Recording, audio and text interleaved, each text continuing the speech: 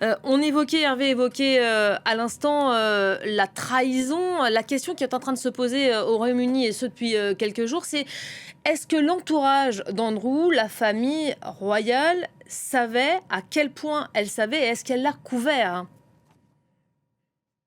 Bien sûr qu'elle savait, parce que d'abord, Elisabeth II a passé son temps la fin de sa vie à le défendre et à le soutenir. Rappelez-vous qu'elle a versé 12 millions de livres sterling quand même à donc la victime présumée de Andrew, Virginia Diouf. Et elle a passé son temps à essayer d'effacer toutes les frasques de son fils. On le considère qu'aujourd'hui comme le fils préféré de la reine. Donc voilà, si une telle somme a été déboursée par la reine, c'est bien que la famille royale était au courant de tout ce de toutes les déboires d'Andrew. Et pour que Charles III soit capable de retirer tous les titres et honneurs à son frère, c'était une décision totalement inédite dans l'histoire de la famille royale.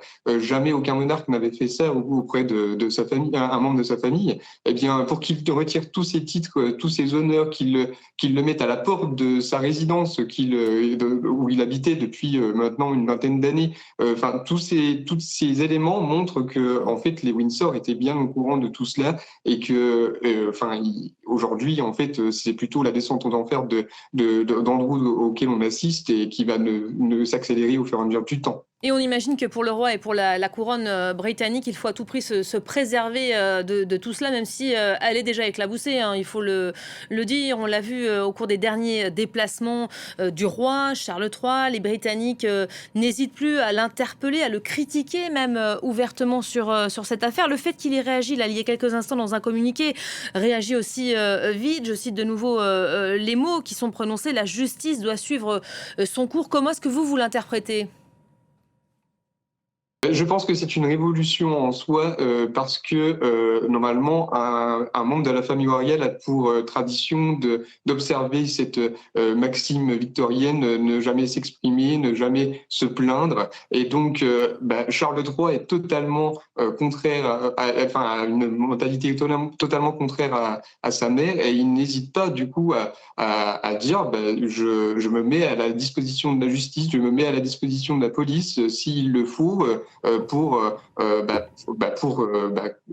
Condamner mon frère par rapport à ses agissements parce que je ne suis pas du tout d'accord avec ce qu'il a fait et ça montre aussi qu'un membre de la famille royale n'est pas au-dessus des lois, quelle que soit sa position au sein de l'ordre de succession. Et donc ça, c'est quelque chose de tout à fait inédit pour le coup au sein de la famille royale avec cette monarchie très protocolaire. Et ça montre aussi que en fait, par ses décisions, le roi montre qu'en fait, il veut protéger aussi l'institution, parce que de montrer que un membre de la famille royale est un membre tout à fait humain et qui peut faire des bêtises, qui peut être du coup condamné, eh bien, il faut qu'il soit condamné s'il a fait des bêtises, même s'il est membre de la famille royale. Vous qui êtes spécialiste de la famille royale britannique, on ne cesse de commenter depuis ce matin ce fait historique, le fait même que là, au moment où l'on se parle tous les deux, l'ancien prince, donc Andrew, est en train d'être interrogé par la police dans un commissariat, un simple commissariat.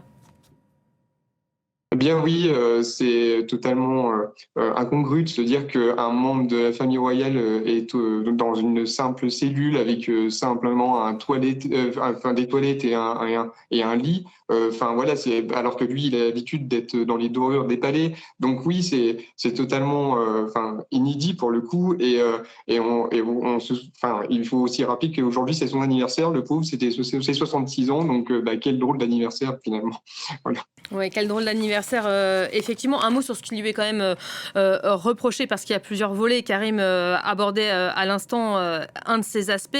La justice britannique a donc récemment ouvert une enquête sur l'ancien prince Andrew. Je rappelle qu'elle déclare aujourd'hui qu'à la suite d'un examen approfondi, elle a désormais ouvert cette enquête sur le motif de manquement présumé au devoir de probité dans l'exercice de ses fonctions publiques. Je ne sais pas si Kevin Guyot est toujours avec nous. Pour nous, Français, on a un peu une idée de ce que cela signifie, mais pour les Britanniques, on parle de trahison. C'est un fait gravissime qui lui est reproché. Eh bien oui, parce que il fut une époque où un prince qui aurait agi de la sorte aurait fini à la tour de Londres et aurait pu avoir la tête coupée. Mais vraiment, on aurait été sous Henri VIII, ça serait fini comme ça.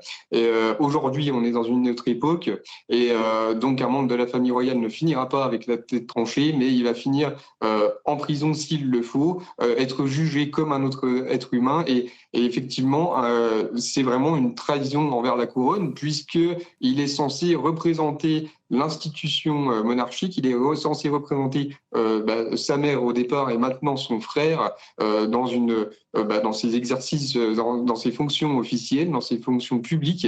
Et c'est ce qui lui est reproché justement, c'est ce que a indiqué le communiqué de la police, qu'on l'a arrêté faute dans l'exercice de ses fonctions officielles. C'est bien pour dire que c'est une trahison envers la couronne, envers l'exercice qu'il était censé avoir je veux dire l'exercice de ses fonctions. Donc c'est vraiment le couperet qui tombe sur la tête d'Andrew d'une certaine manière. Merci beaucoup, Kevin Guyot, d'avoir été avec nous. Karim, justement, on va développer ce volet de l'affaire. L'exercice de ses fonctions, en l'occurrence, était envoyé spécial de la Grande-Bretagne pour le commerce, une mission qu'il a quand même exercée pendant 9 ans. Donc, ça a été une longue période. Aujourd'hui, ce qu'on lui reproche, c'est quoi, en gros, des faits de corruption ? Alors, c'est probablement des faits de corruption. Alors, c'est vrai qu'il a occupé ce poste pendant de longues années. C'était de 2001 à 2011. Et les enquêteurs examinent si l'ancien duc n'a pas transmis des rapports confidentiels lorsqu'il était, vous l'avez dit, représentant spécial du Royaume-Uni pour le commerce international et l'investissement. Alors, avec ce rôle, eh bien, ça lui permettait de voyager à travers le monde aux frais des contribuables, et ça lui offrait aussi un accès privilégié à de grandes personnalités du monde politique et des affaires. Et aujourd'hui, d'après les enquêteurs, certains courriers électroniques qui ont été dévoilés semblent indiquer que le prince Andrew a utilisé sa position pour transmettre des documents officiels, y compris des informations sensibles à Jeffrey Epstein. Évidemment, ça représente aux yeux des Britanniques, si ça devait se confirmer, une trahison majeure.